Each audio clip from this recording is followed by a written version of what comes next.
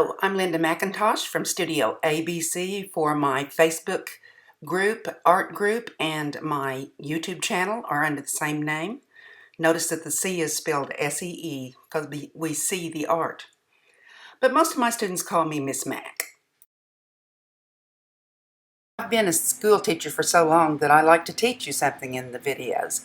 So I try to relate my videos to the elements of art. You do not have to know the names of the elements of art and all of the statistics about them, because you can make art without knowing these, and it comes intuitively to many people. However, it will help you to be able to label what you are seeing so that you can self-evaluate your art. The elements of art are your building blocks to make principles of design. All of these things go together to make your art. We just use them in different ways. So today we're going to concentrate a little bit on color and more on value and space and how using value can create space. There are basically two different kinds of shapes. They would be organic shapes and geometric shapes. Generally, you can identify a geometric shape because it's a mathematical shape, like circles, squares, rectangles, triangles, diamonds, parallelograms, octagons, crescents, hexagons, and more. Generally, mathematical shapes or geometric shapes have a name that you can identify them by, while organic shapes look more like the shapes above. There's no specific name that I could use to identify any one of those shapes. They're just organic shapes like occur in nature. To begin this composition, I started with a thick point Sharpie, drawing organic shapes, large organic shapes, all over the page. As you see, I have 7, and this is on mixed media paper. Notice that I filled the page with these shapes and made them fairly large because I know that later I'm going to be drawing inside of those shapes. These are my, quote, windows. I'll have to make sure that my next set of shapes, or my layers that I add here, are large enough to draw inside of yet again and again. So each layer I'm drawing inside of. So I have these layers. Some of the layers go through others. I drew these with a number 1 micro pen because the thickness is less. And then I drew layers inside of those layers. I used a smaller micro pen on the next layers. This is the way I showed space or perspective in my art, by one layer under another layer, and as we add the color, it should become even more evident that it looks like you're looking down through the paper into window after window after window. Another point here on overlapping your shapes would show perspective because it looks like something is behind something else. So the way you break up your space can give you perspective, each time trying to make the thickness of the line just a little bit smaller. On color, I wanted to make a monochromatic design so that it would look like each layer was in a little more shadow as I went down. So every layer would be darker, a darker tone of the color. Now ideally, if I had had like acrylic paint, tempera paint, I could have added just a touch of black each time, a little more black as I went down to make those values darker. But I had watercolor pencils in front of me when I was making this, so I chose some watercolor pencils, and I chose to use very lightly this blue.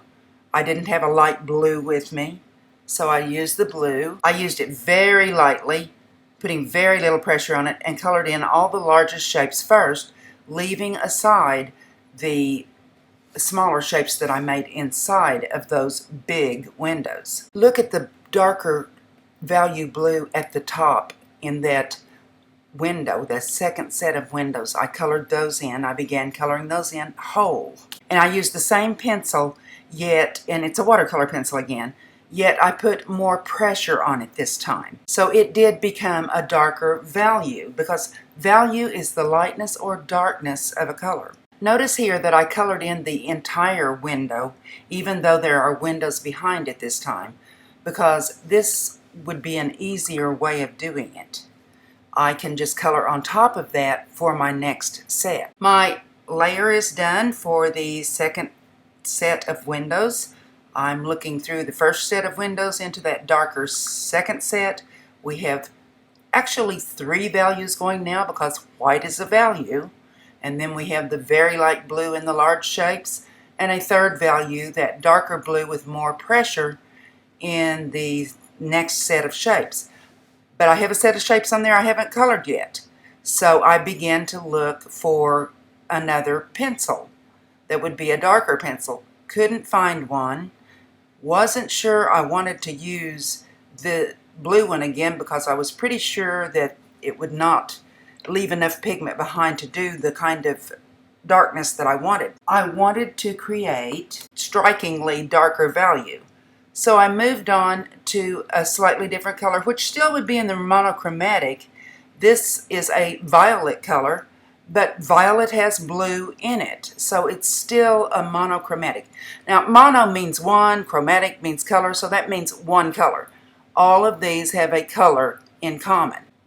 I used a damp brush, not a wet brush, but a damp brush to spread the outside color, that very light value of blue, the very first blue that I used. Water will activate the pigment of the watercolor pencils. You see that little black spot? I'm going to get rid of that later. I started to make a set of little black windows there and decided against it, but I can figure out how to get rid of that. The windows are getting smaller, so I colored all of those in with a watercolor pencil in a violet color. I kind of like the texture left in that third, or is it second layer. So I left it and didn't bother to use a wet brush on it. Look at the bottom of the page at that little light area inside the deep purple area. That's where the black spot used to be. And when I lifted the paint out with a thirsty brush is a dry brush, and the technique here would be to put a little water on it, let it set for a few moments, and then use your thirsty brush or a tissue to pick up the dampness. And it removed some of the paint, leaving that lighter value of the same color. At the time I did this, my intent was not to leave a lighter value. I was going to go back in with the watercolor paint that was violet and add more violet back in and color it back over. But you know, sometimes our right brains just tell us some of the things that our left brains won't let us know. And that's what happened here. I looked at it, I decided that looks pretty cool. And so I lifted some paint out of some other areas to create a center of interest. I often avoid the word center of interest and use the words focal point or emphasis, because I don't want my students thinking that a focal point belongs right smack dab in the middle like a target. For every rule we have in art, there has been some famous artist who has broken that rule deliberately and done it very effectively. But if you want a method for placement of your emphasis area or your focal point, there's a better way. It usually consistently makes better composition. So let's try this game. You know this game is tic-tac-toe. But in art, we can use it to find a good placement for our center of interest or focal point. No, we're not going to play tic-tac-toe on top of your art. But if you will consider what it would look like, what a large tic-tac-toe board would look like over the top of your art, you can look at the places where they cross over each other, where the lines intersect, the 4 different places around the square in the middle. I've circled them here, and no, you don't use all 4 of them. You pick out one of those spaces, and that would be a good area, not exactly smack dab where it is, but it's a good area to place a center of interest. So try the tic-tac-toe board method the next time that you want to make something important in your art, and you should. You should have focal points in your art. Try this method of choosing one of the areas that are circled to place your most important part or your focal point. Having this knowledge may help you make a decision quicker on what to do with your art. Do you remember I told you at the beginning of this video that you don't have to know all the terms of art to be an artist, but that it would help you? Well, this just gives you one of those tools to grab onto in case you're trying to figure it out. Where should I put the most important part? If you haven't had this information in the past, go back and look at some of your past artwork and see, did you intuitively know how to do this already? You can look at your past artwork and find out. I hope you'll click below the video here and leave me a comment. I'd love to hear what you're doing. If you have any kind of information about brain research and art, then I really like to get into that. That's one of my special interests. Leave me a message, subscribe. Notifications can be had by clicking on the bell so that you'll know when I add new videos. Click on like, click on share, and I will see you in the next video. Thank you for watching.